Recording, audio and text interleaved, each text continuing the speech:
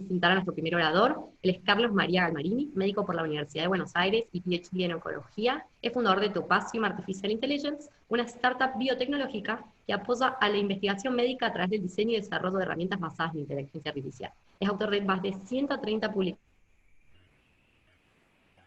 en revistas científicas, así que yo ahora le doy la palabra. Muchas gracias, Carlos, por estar con nosotros hoy.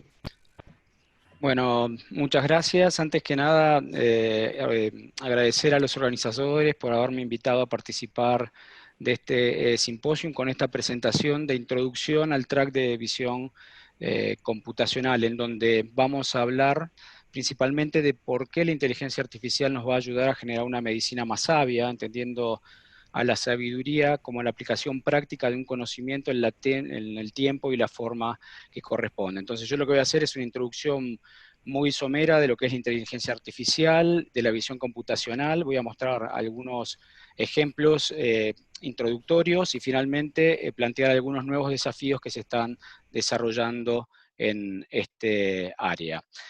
Entonces, para empezar, y tratando de buscar siempre una definición de lo que es la inteligencia artificial, les voy a presentar lo que yo creo que es la definición que a mi modo es la que más entiendo, la más sencilla y la que más se adapta a lo que yo creo que es esta tecnología, ¿no? Que son máquinas o programas que actúan en formas que parecen inteligentes.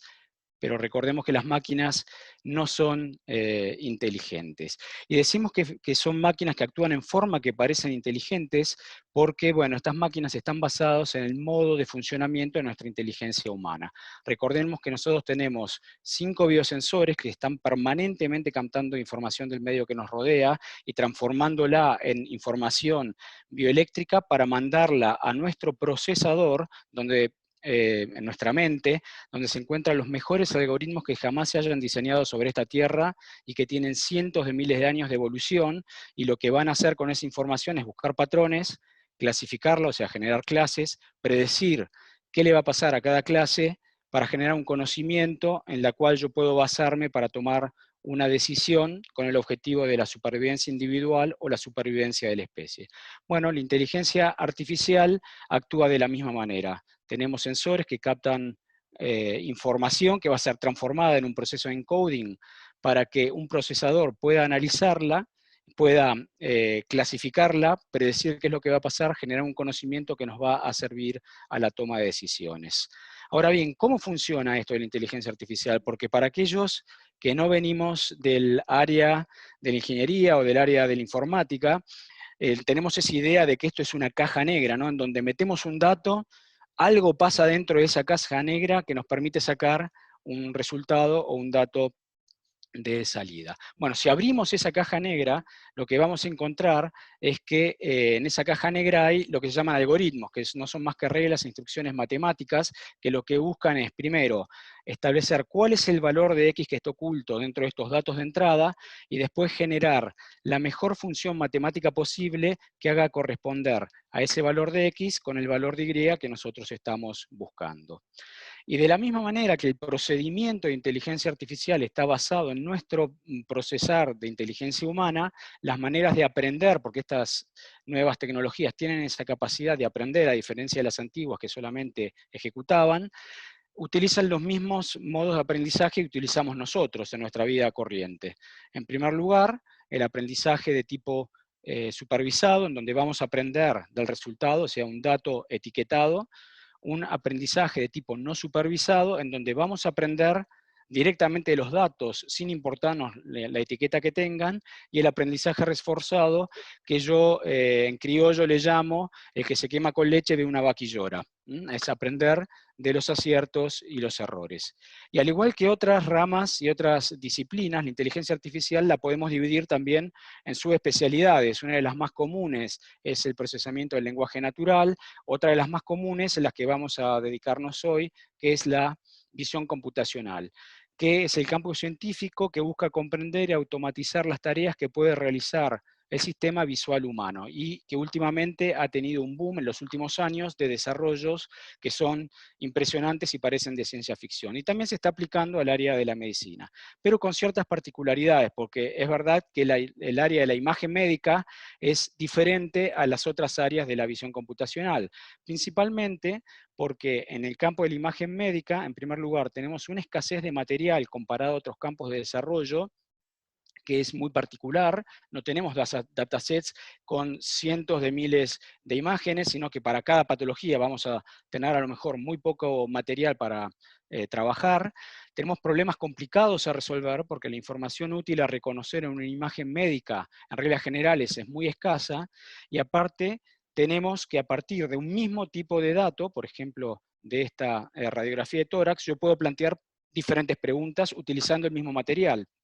O sea, que lo puedo encarar desde un punto de vista diagnóstico, por ejemplo, esto que veo acá es un cáncer de pulmón o no es un cáncer de pulmón. O plantearlo desde el punto de vista de hallazgo radiológico, esto que es una opacidad, un nódulo, una condensación. Entonces, es muy, muy importante la interrelación que tengamos con el equipo médico que quiere hacer esa pregunta y sabe por qué está haciendo esa pregunta determinada, para poder determinar si los datos que tenemos nos sirven para contestar esa pregunta.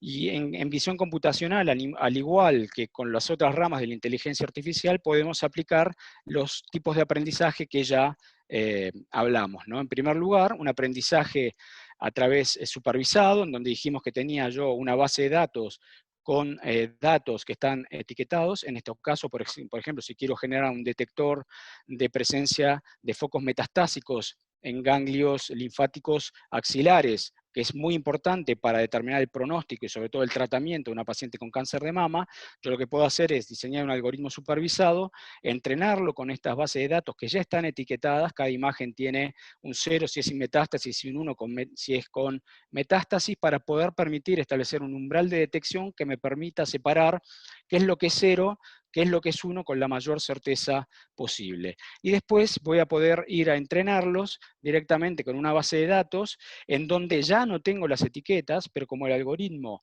durante el entrenamiento aprendió a relacionar las características de la imagen con esa etiqueta, lo que voy a hacer es aplicar esta plataforma algorítmica, y el algoritmo para cada imagen me va a sacar una probabilidad de que se correspondan con una determinada etiqueta. Si es 0, si es sin metástasis, o 1 si es con metástasis, y después, cuando termine de pasar y de toda esa base de datos, puedo sacar las métricas características que me van a permitir saber si el algoritmo está funcionando correctamente o no.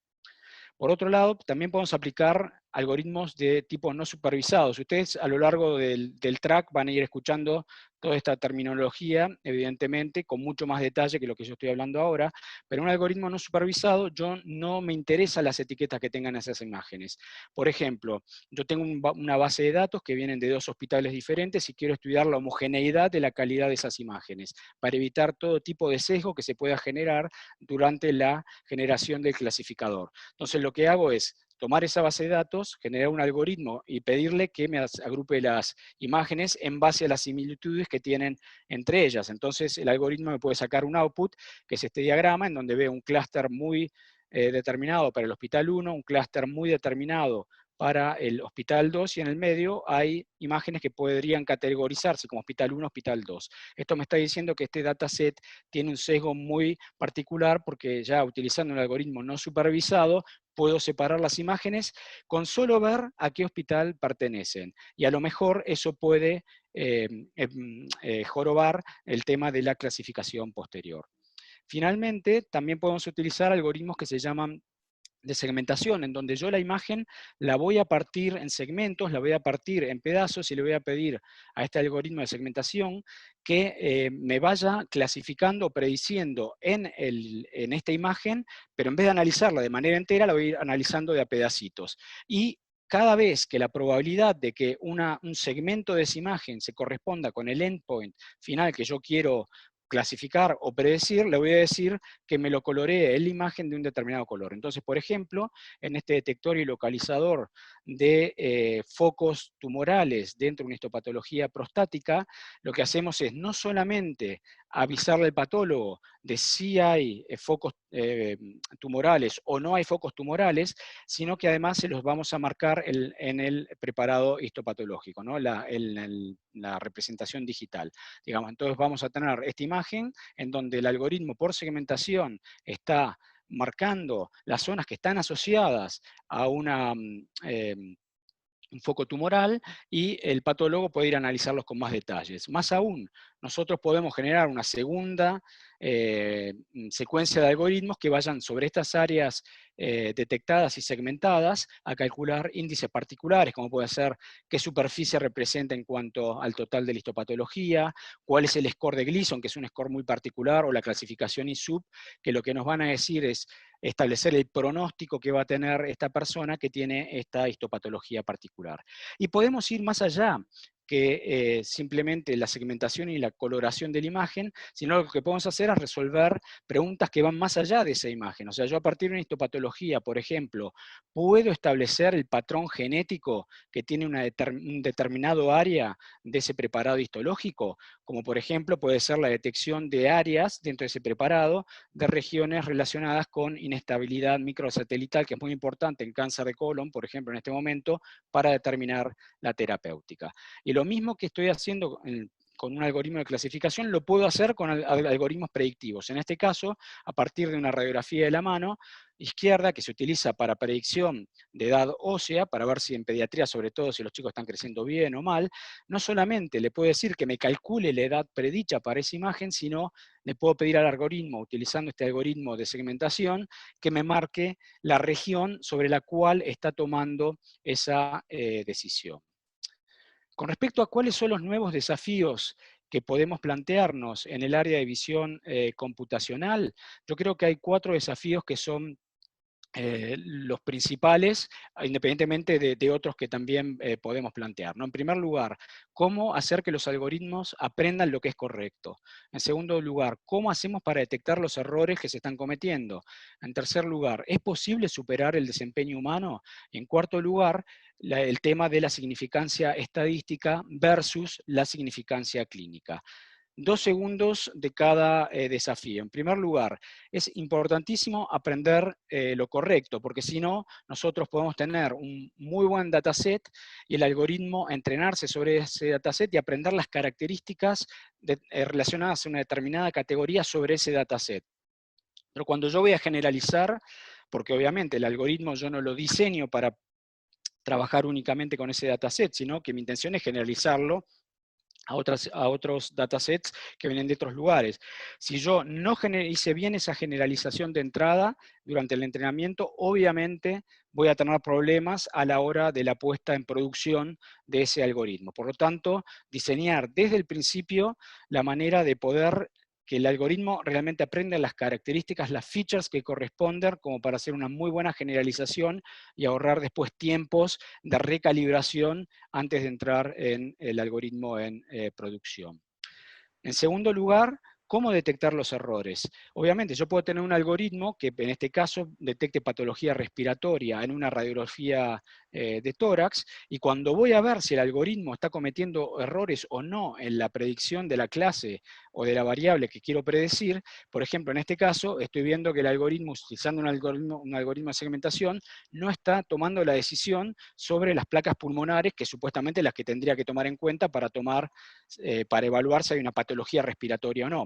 Entonces, ahí podemos aplicar, por ejemplo, un algoritmo de segmentación que primero detecte cuáles son las placas pulmonares y después hacer en cascada un segundo algoritmo que vaya a evaluar la clasificación o la predicción directamente sobre ese campo que yo estoy segmentando. Y de esta manera podemos detectar errores y solventarnos más rápidamente. En tercer lugar, ¿es posible superar el desempeño humano? Carlos, nos quedan unos minutos. Perfecto.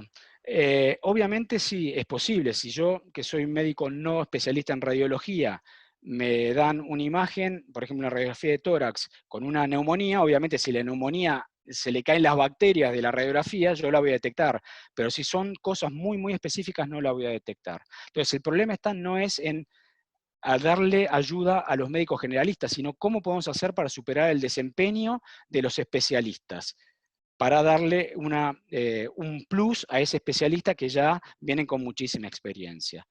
Y en cuarto lugar, el tema de la significancia clínica, que este es un área en donde nos vamos a meter en el mismo área y las mismas problemáticas que sufren otras áreas, como pueden ser el diagnóstico o la farmacología. Yo que vengo de ese mundo, obviamente es muy lindo encontrar resultados, pero el tema es que encontrar resultados en los estudios clínicos como corresponden, que me permitan a mí decir que realmente esto es una ventaja comparado a lo que se está utilizando actualmente, porque si no lo único que hacemos es alimentar estas viejas controversias y eternas controversias de si los médicos nos vamos a quedar sin trabajo o si realmente esto es una ayuda. O sea, obviamente para mí la inteligencia artificial no puede reemplazar al médico, sencillamente porque la medicina es una ciencia social que está basada en una relación entre dos personas, una que deposita toda su confianza en otra que tiene el conocimiento y debe aplicarlo de manera sabia. Por lo tanto, si en este acto médico yo elimino al paciente, no hay medicina; si yo elimino al médico, no hay medicina. Se llamará otra cosa, pero eso no es medicina.